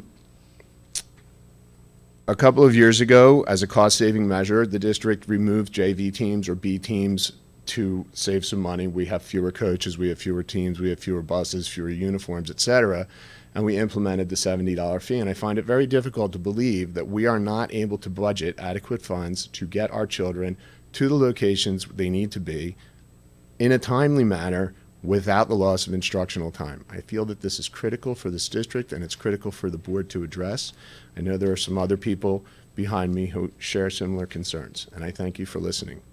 Thank you, Mr. McGovern. I would like to ask Dr. Malash to respond because I believe that the busing issue is not a financial issue on our part, and he can address that. Thanks, Mrs. Matlack. Thank you, Mr. McGovern, for your questions. Transportation is an issue. And I will start with that as a statement. As I meet with the Zone PTA Executive Board and with the Zone PTA each month, one of the things that I've told the folks on both of those boards is I encourage all of them to get together in a group, 4 or 5 of them, incorporate, and everybody buy a bus. And if they can get a bus, they can do as much business as they want. It's not about funds. The funds are there to pay for buses. If we can get buses, we would put kids in buses. The issues with transportation, we've had the discussion at the board level a number of times. The bus companies are strapped to the number of drivers they have. There's an incredibly long waiting period that it takes, even when they hire a new driver, to get them from hire to being approved by the state to putting them in the seat on a bus. It's not about us wanting to pay for buses. We'll pay for the buses. It's about actually finding a bus. Mr. Bart goes through and the folks in transportation on a regular basis, and there's a huge list of folks that we go out to look for bids. You can look, in the board agenda for tonight with the types of runs that are out there, just on daily runs that are added, and the actual cost. Bus companies, because of what's out there and the drivers that they have or don't have, just don't have the folks to put behind the wheel of the buses. If we could get transportation, regular transportation, we would do it. One of the pieces that, and we will continue to work with the middle school folks because it does become more of a middle school, a larger issue, although it has affected the high schools, both of them this year, is the way that the middle schools in our area build a schedule. Is typically they don't build the spring schedule for the sports, and this is not just the Cherry Hill middle schools, but the middle schools in this area, but they don't build the schedule until about February or so.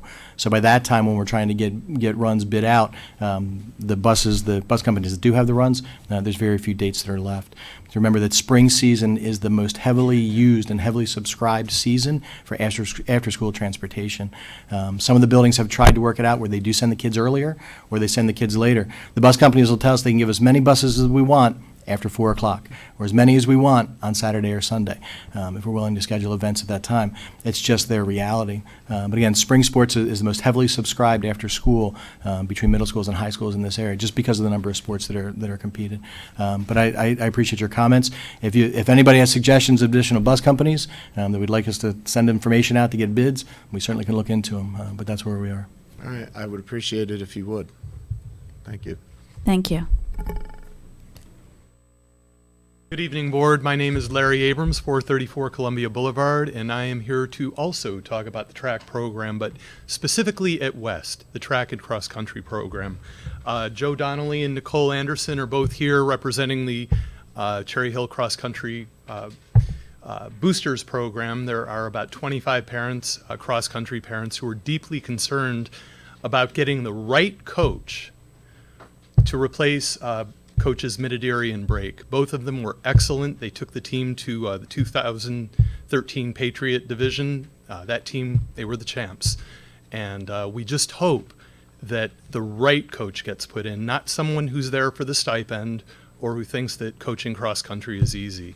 It's a really important sport to a lot of kids who just don't get sports where balls are thrown and people get hurt and concussions and all that stuff. It's a good, gentle sport. I also want to talk about the state of the track team. Right now, it's tough. I applaud you for getting a turf program together. I get it. I get that you're saving $55,000 a year in maintenance. My son will be a senior next year, and he looks forward to running on a real track. But right now, not once has the track and field team ever had a practice. That's the Cherry Hill West track and cross country, the track and field team. They have never had a practice on an actual professional field. For my son, it's been really tough. It's at a, his training is essentially at a standstill because he's never trained on a track. And this is the only kid at Cherry Hill West cross country who went to states. We hope that we use this as an opportunity, as a springboard for really great things for the track season next year. We hope that there is a track leader who is hired, like a head coach, who can really take West and just give these kids something good. Track and field represents about 10% of the school population. There are just over 100 kids right now involved, and I really think that lately it's gotten short shrift. No, there have been no buses allotted, and now I get it, why there are no buses that have been able to take kids to other practice facilities, namely Maple Shade. One dad had a really good connection with that. I recommended Carusi, that went away, and it's just been a really tough season. So if you could just help us get the right cross-country coach and the right head track coach, it would really mean a lot to us. Thank you. Thank you very much, Mr. Abrams.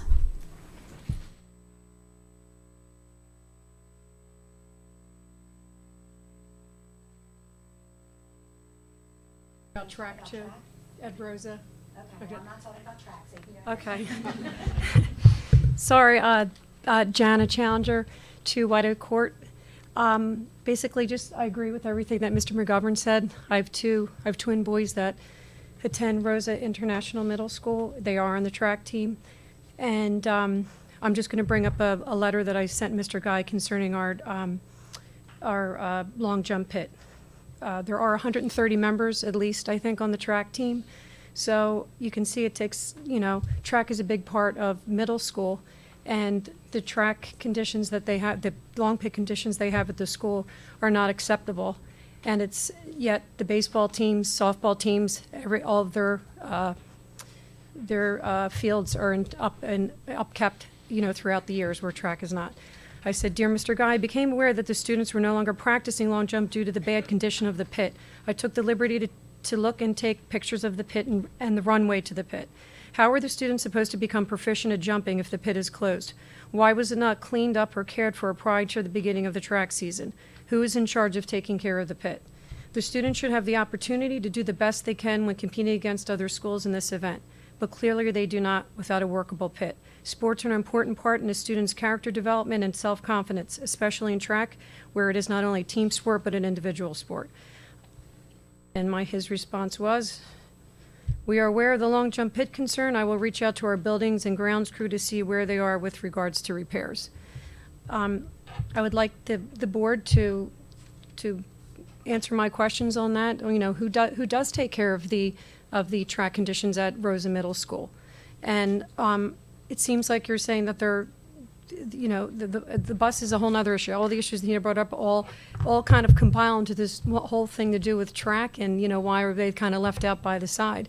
But we just don't seem to get the answers. I talked to the principal secretary. She told me to call Mr. Bart here, whose secretary told me to call the school. I feel like it's this back and forth thing, and we just kind of get shuffled along.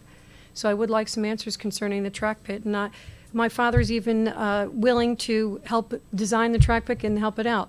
But you know, it seems like we have enough funds to do this, and you have enough money to get new tracks at the high school and both high schools, yet we're just talking about asphalt and new sand that hasn't been taken care of in over 3 years.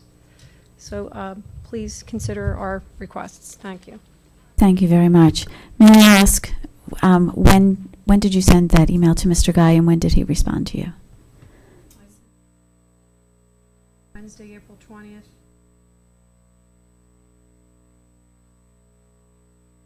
Okay, thank you. But still, I have no answers on who takes care of it, or, you know, just to get the runaround. We'll follow up, and you said Mr. Guy said that he was going to follow up? He said he'll reach out to our buildings and grounds crew to see when they are regards. Who specifically are those people? Like, what are their names? Who is the head of the grounds crew? Mr. Guy will follow up, and we will follow up from our end, and I'd suggest that you contact Mr. Guy and ask him what he has accomplished with his request. How long does he have to answer that question? He will be in touch with you. I'll speak to Mr. Guy tomorrow. He'll be in touch. I can't guarantee that he'll be in touch tomorrow. I don't know what tomorrow will bring, but he'll be in touch in the next couple of days with where we are. Mm-hmm.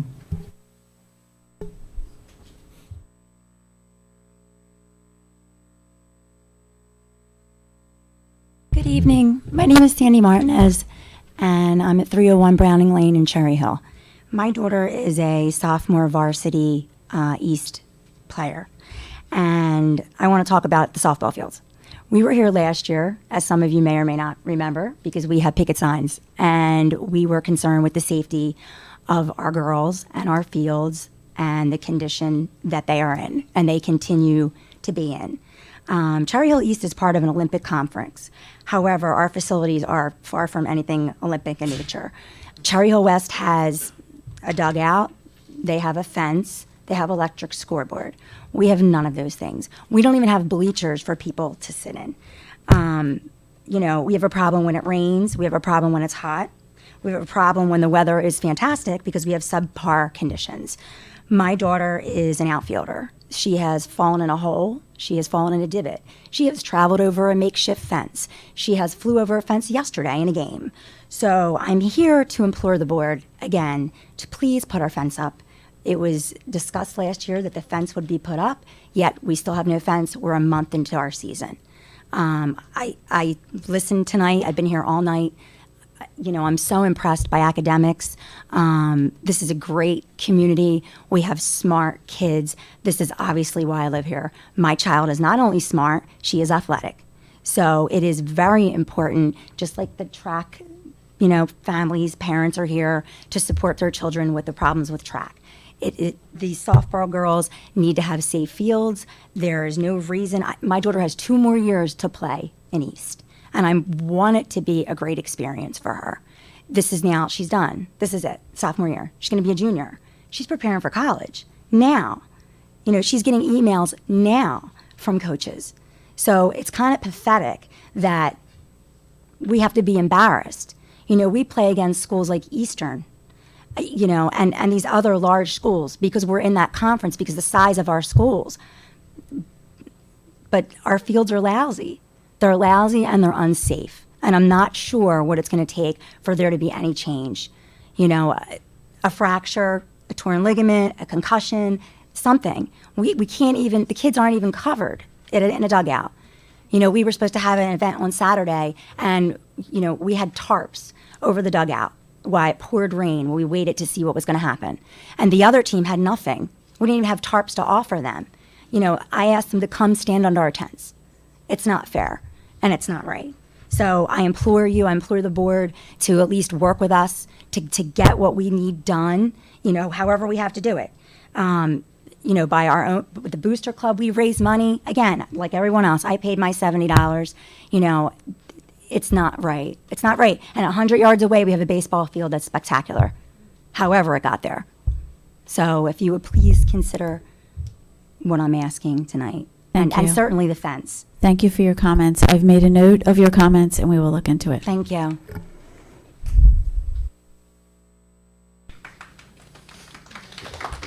Good evening. My name is Michael Levine, 513 Country Club Drive. If any of you have daughters that played softball in Little League, I coached them. I've been a coach in Cherry Hill Atlantic Little League for over 12 years, been on the board, and I've coached at fields all over South Jersey, and with a travel team that I coach that has many girls from East and West, from Virginia to Massachusetts, I have never seen an abomination of a field that Cherry Hill East puts their girls on. My daughter would have loved to have been here tonight, just like these students here. Unfortunately, she's got ice on her bruises and neosporin on the scrapes. It is a disaster. It is completely unsafe. We pay the same activity fee as the boys. As was mentioned, the boys' field may as well be Wrigley Field. It's beautiful. They were afforded the opportunity to build the field they needed. I'm not asking for millions. Less than 1% of what was spent on the turf fields would be more than adequate to build a safe, sufficient softball field for the girls. They have nothing. They don't even have the same facilities inside the building. The boys have batting cages in the basements.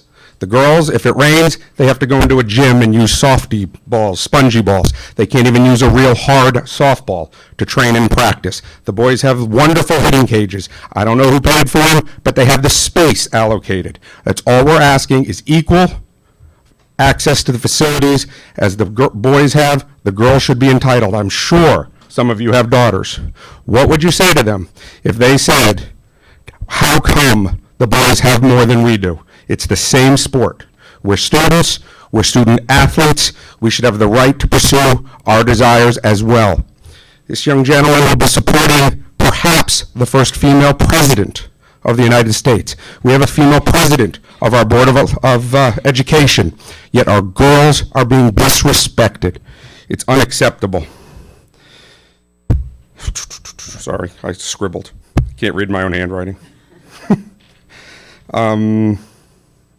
One other thing, just to, I know that most of the kids just left, but while I have extra time, I'm gonna branch off to the sciences.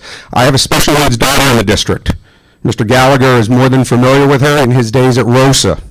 Okay, my family funds a research institute at Scripps. Do not cut the lab time. One of these children, with their future education, could help the special needs kids in this district. Let's not lose sight of that as well. MIT, Duke, Chicago, one of them will find a cure to something that may affect your children. Thank you. Thank you very much. I also made note of your comments, and we will look into it.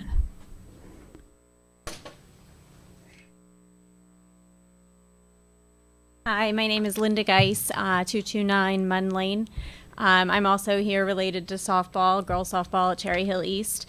I too was here speaking last year when you were working through the turf strategic planning committee activities. We sat on those committees. We tried to express our concerns at that time. We spoke at the meeting last year around this, and kind of common theme that I'm hearing from the students as well is no feedback, no resolution, which is a big concern. We have the same issues now that we did last year, which is why we're here again today. We don't get responsive resolution to issues that our coach brings up around things that need to happen on the field, maintenance-wise for upkeep. As everybody's already talked about, there's safety issues. And then there's also the pride issues of just a very outdated field with no, that's not competitive in our conference, and also doesn't have, equal attention that the boys' field at East gets. We were promised a fence this season. My understanding is there is not an issue with the funding for that fence. I've been told by administration, I try to follow the protocol, go through administration and understand what's happening with the things that were promised. And basically, I feel like we get the runaround and that we're not given a direct answer. We were told that the money was available for it. It would be in by the first of the season. We have, I think, 4 home games left, and there's still no fence up at our field and no answer as to why. We were told that it was being held up in the administration process. So I'd like to understand what the holdup is, why it's not getting resolved. And it's a recurring theme. A couple of years ago, we tried to actually fund our own dugouts. We asked what was the process for actually being able to do that. We had people donating the labor. We had people donating the materials. We asked, how do we get this done?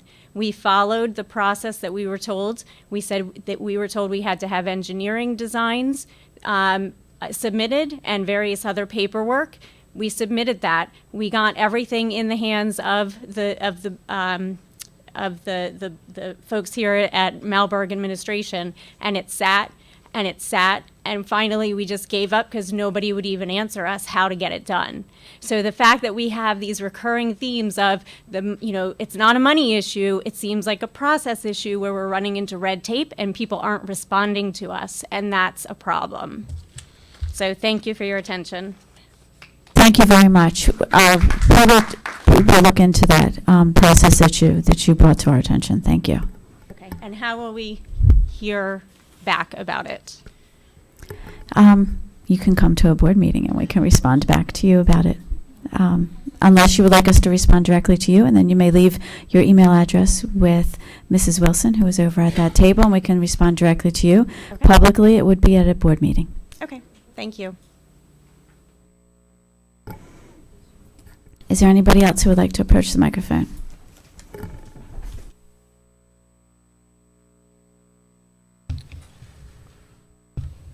Hi, my name is Larry Wong at 134 Ashford Road.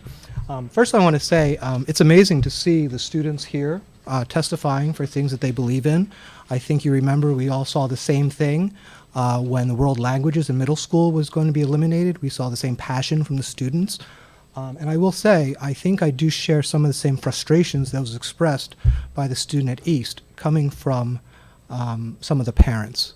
I've been an active parent with the Cherry Hill School District for over a decade, so a lot of parents do talk to me.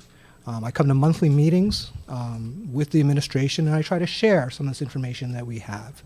I do feel, to a certain extent, that our voices are not being heard. It was very disturbing to me to hear today that there's an announcement of a principal at East, which my understanding is that the board has not approved yet. I have an issue with the fact that the position was posted in March, end of February and March, and we filled it already in April. A month and a half to fill a leading position of one of the best high schools in South Jersey, and we took a month. It doesn't give any other principal any time to get his resume together, to get his information together, to give his school district the approximate time, the appropriate time to leave. So there was actually, I question the vetting. I have an issue with the transparency and the honesty of this procedure. I understand this principal was rejected as principal of East 3 or 4 years ago, and I want to know what has changed since then. I have a daughter at East who went to Rosa. She's a sophomore.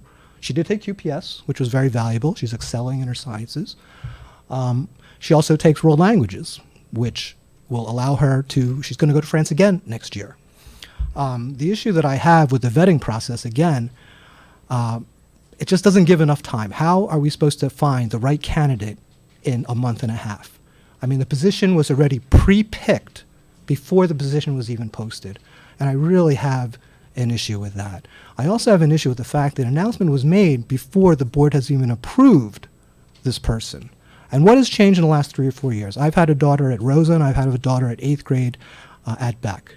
Some of the things that we've experienced at Beck, standards-based grading, I think, at math, where all I know is that my daughter took 10 to 12 tests in one marking period. 2 unit tests, 2 quizzes, park assessment, and a district test. So I'm not sure exactly what we're doing in that middle school with the standard-based thing. That doesn't work. We're not doing it, right? We also had the reading issue, the half-hour reading period, which is supposed to have every teacher talk to every student for 20 minutes. When you did the math, it simply didn't work. There was not enough time in the class. So this man is making up numbers and making up meetings that he's claiming to the board, and we're all buying into it. He fudged one number on growth percentages for Park and decided that world languages to be reduced. Thank you, Mr. Wong. I'm sorry, but your time is up. I would like to Thank say, you. I would like to say No, one more Miss- thing. I'm sorry, Ms. Mr. Wong. I Contreras, asked everybody to abide by the 3-minute rule, and I allowed you to go over. Is there anybody else who would like to approach the microphone?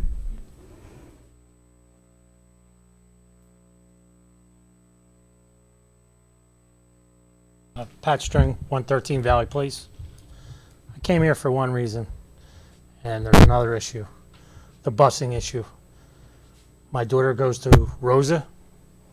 Her bus has been late 3 times last week. One of those days they were going to start Park. Thank God that the computer system was broke. She's standing out there. I don't understand. I understand you say we don't have it. They don't have enough drivers. How come I don't know?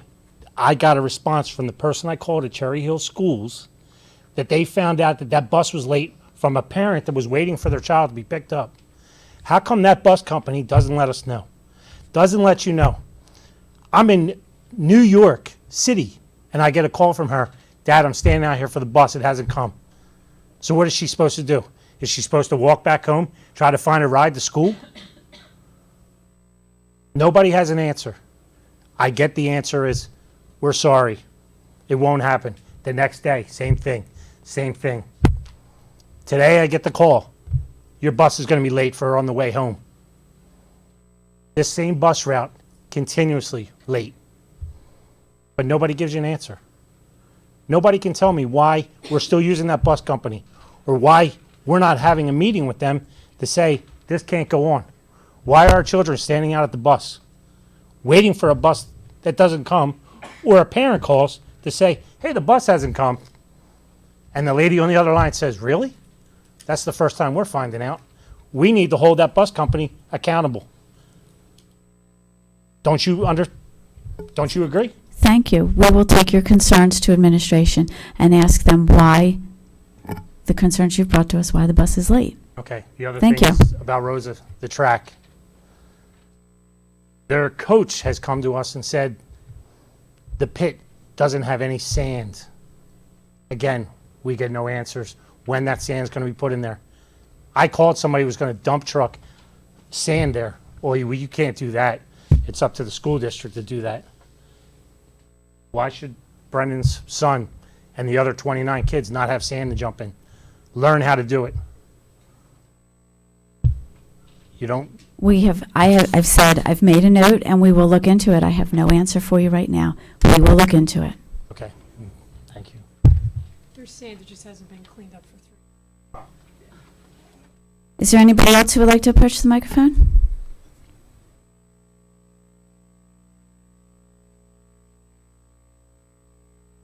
Hi, my name is Mary Rose Ruggieri. I live at 118 Bentwood Drive. I would like to thank you for your time and attention to the track issue at Rosa. I do thank you for your answer about the the funds being there, all the proper channels, but I would like us to work harder to provide transportation for our students. I'm here as a parent. I have a son who is on the track team, but I'm also here as a special education teacher who watches every year special education students participate in the track program. It's one of the areas where they can be included and excel. I'm extremely impressed by the students who came here tonight to speak about their academics, but I also see a great need for the athletic programs to continue. And I understand that it is a problem, but I think that we should use the resources that we have available to reach out to other districts to find out why it's our schools that are having that problem. We have over 150 kids on the track program at Rosa, and it's in the middle schools and high schools one of our most successful sports year after year. I urge you to go participate in one of the meets, watch what happens. It's like magic, the number of students who are able to participate and excel. So I do really think that we can do better than just we can provide the buses, it's that we don't have the drivers or the proper time. So thank you. Thank you. Is there anybody else who would like to push the microphone? Okay, seeing no other comments from the community members in the audience, I would like to, at this time, request a motion to go back into executive session for the discussion of negotiations, student matters, and attorney-client privilege. We will come back into open public meeting to take action on one of those items, and then we will adjourn from there. So may I have a motion to go into executive session for those reasons? Mrs. Judge, may I have a second? Mr. Roth, thank you very much. Good night.